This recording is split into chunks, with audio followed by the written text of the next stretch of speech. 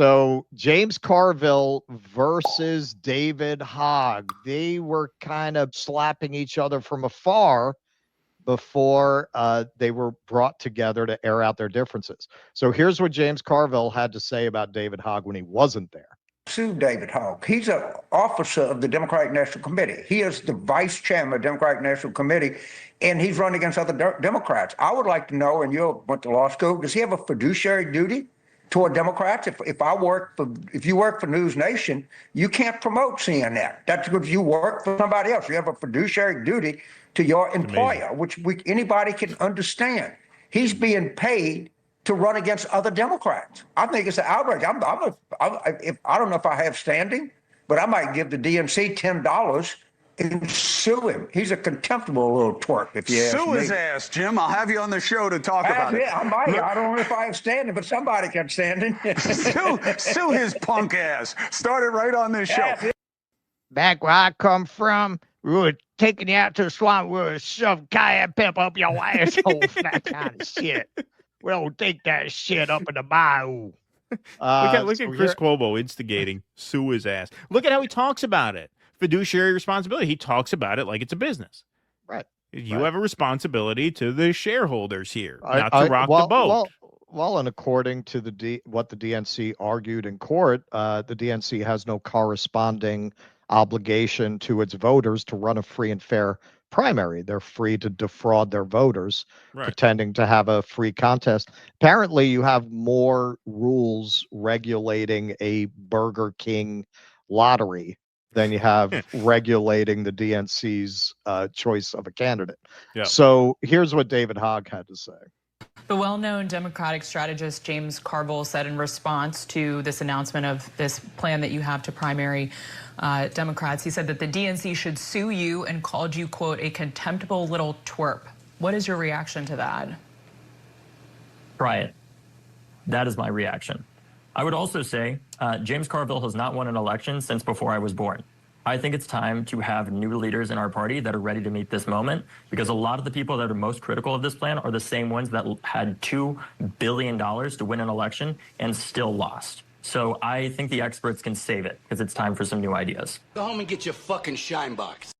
Shots fired. Shots fired. I got to say, that was pretty good. That was pretty good.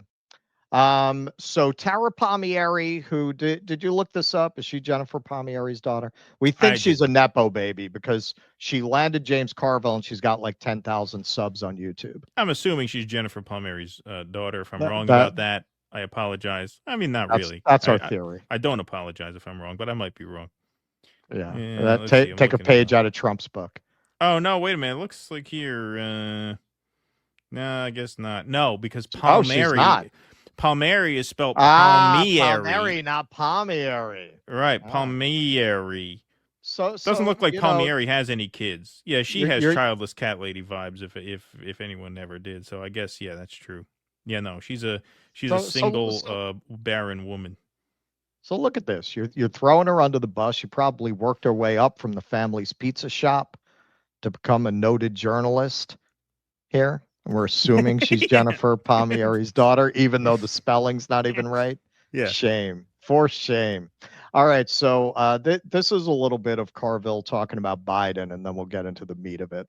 On Joe Biden to drop out of the race in 2022.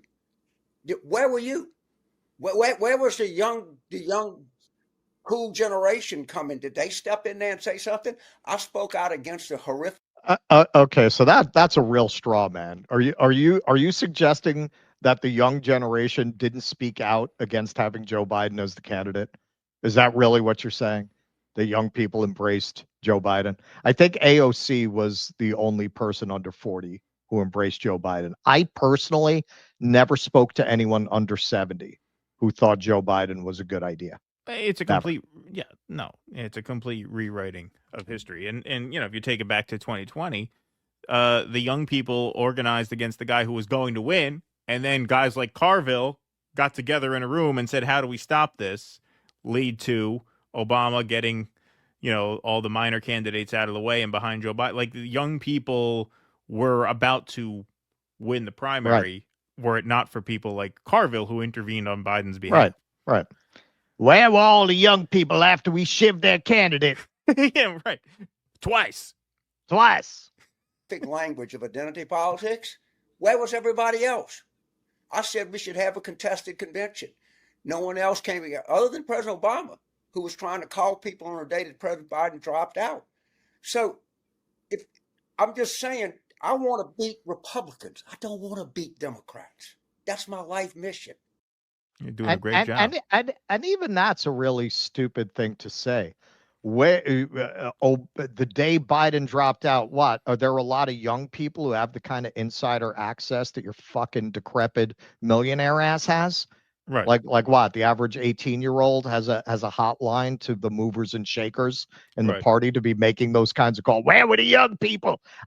President Obama was making calls. Yeah, well, he's a corrupt insider who can make those calls. Like, what the fuck are you even talking about? Also, What's he the even party talking line about? until Biden's debate meltdown was that he's the candidate. That's it. Shut up. Stop Right, causing exactly. division.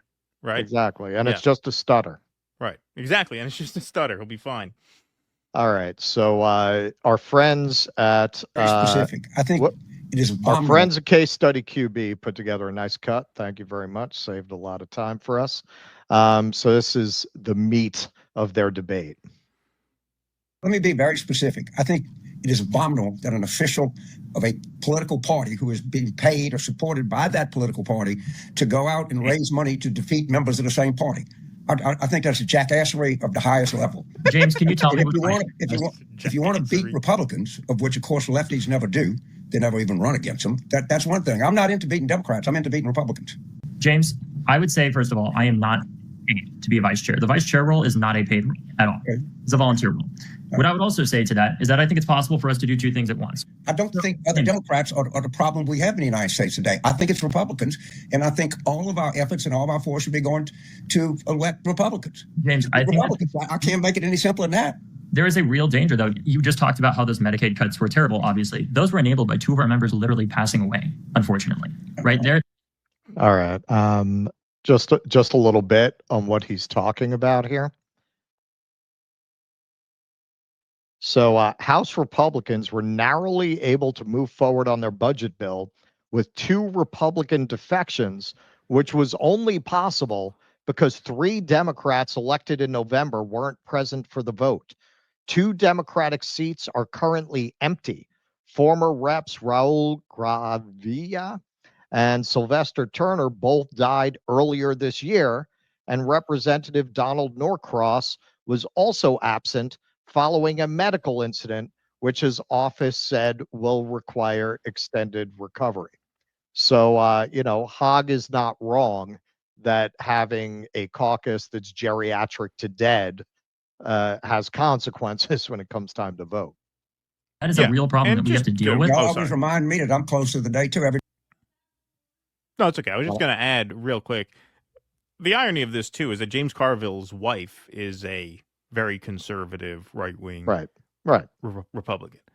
Oh, right. Strategist. Republican. Yeah, exactly. Yeah. Every time you say something, you remind people, let me get this right. You are still planning on raising money to primary other Democrats. That's your plan. We're doing both, James. Let me finish and then you answer. You're going to raise $20 million to primary yet unspecified Democrats. I think that's an abomination. Some of the money is going to be used to challenge Democrats that we feel like are failing to meet the moment. However, a lot of it is going to be used to spend money in critical state legislative races that are critical to breaking majorities and also in open primaries in those state legislative seats. It's not only going to challenge people that are Democrats, to be clear. There have been vice chairs previously who had done exactly what I'm doing now, where they supported people in primaries while they were vice chairs of the DNC while they were out there. And part of the reason that is not a conflict of interest is because there isn't information that we have access to that could sway these elections in any serious way. What the DNC has rollover is specifically the presidential election. And in our bylaws, it does say you cannot be involved in the primary process. And I completely agree with that. Completely. I do not want to repeat a 2016 here. But the fact of the matter is, James, there have been vice chairs previously who have done very similar things. I don't understand. You're not going to raise money to run against Democrats, or you are going to raise money to run against them? You're going to do that. We are raising money. We're going to do that. Democrats. That is an abomination. You have to understand the nuance here. There's no nuance to it. It's just flat out wrong. It's flat out wrong to use money that could be used to beat up. Here's the deal, James. What is your plan to deal with our abominable approval rating?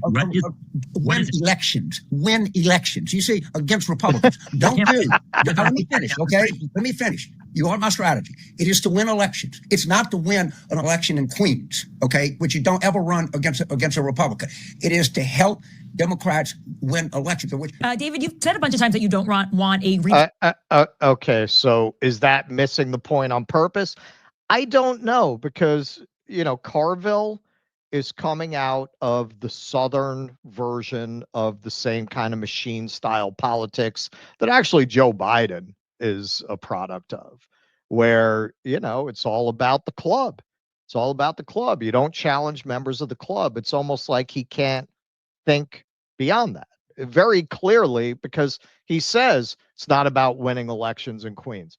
Well, what Hogg is talking about, so you're acknowledging that no Republican is going to win there anyway. So Right. what's the big deal? No, Why do you think you need to sue him? Because your whole idea of politics is it's an insider's club. And as an insider, that is a grotesque violation of your responsibilities as a member of the club to primary other people in the club, even if it's no threat to the party as a whole. And then to just ignore the core point that Hogg is making, well, we have historically low approval. How are you going to fix that? Win elections. Well, how are you going to win the elections with historically low approval? It's just nonsense. In the clip we previously showed, Hogg is exactly right. Carville hasn't won an election since before Hogg was born. Why is his opinion even solicited? Yeah, no, Carville's trying to make a big deal out of this $20 million. It's a waste of resources. We need every dollar spent on the frontline districts and the swing districts. You douchebag losers lit $2 billion on fire last year. $20 million as a fraction of that. What is it, 1%? I think I'm rough math. What's 20 million of 2 billion? I think that's 1%. So you're saying we can't take 1% of that money and put it towards strengthening the bench so that we don't have a bunch of geriatric cancer patients who don't stand for anything. Like, it's just crazy. That's who don't show up because they're dead. He's trying to say there's an opportunity cost here, that what money you put into safe districts to primary Democrats is stuff you can't spend on the front lines. You're talking about $20 million. If you're so worried about that, that this kid's going to light up $20 million, get on the phone and tell your rich friends who own the party, hey, we need $20 million more dollars to make up for what this idiot's doing. You can raise that money in a day. If you wanted to. Yeah, it's the principle. It's the principle, obviously, and it also is. Look, James Carville is almost a caricature of the get off my lawn man who's angry that a young kid is coming to eat his lunch. Oh yeah, yep. Okay, so little bit more of this. Would have seen it, I would have said something. I promise you. This is not directed at you. It's directed at the general principle of an official of a political party spending time raising money to beat other members of that political party. That is a specific. The only thing I would say, James, is in David's defense, like, I actually ran this whole idea of what David is doing by my father, who's a boomer, and he, I said to him, "What do you think about this?" And like, in his mind, he was thinking, "Well, I think the Democratic Party needs to clear out. Like, they need to clean house. And how else do you clean house? You can't force people. You can clean house without having officials of the party raising money to beat other Democrats. Anybody can run for anything they want. Okay, that's not the question. The question is specifically, as a official and as a fiduciary duty to the party that you represent, should you be raising money to run against people of that party? And again, this is not even an ethical close call to me. I don't care if you run for what you want. All right, if they think that the problem is some older Democrat in a +2 district, I got news for you. That's not our problem. Our problem. What about the fact that all these older Democrats are hanging on to their seats? You can argue that all you want. I'm not arguing that. What I'm saying is, I'm saying one specific thing. Don't try to make this an argument into something else. Whether or not some incumbent that's been there 20 years should remain, let their voters in their district decide that. What I'm saying is, it is not the job of the Democratic Party to raise money to defeat other Democrats. That's my simple thing. And I'm not going to change. We agree. We both want to defeat Republicans and win, right? But my question is, besides saying let's just get a majority to address that approval rating, how do you think we can win with an approval rating? The job of the Democratic Party is to win elections for them. Answer the question, James.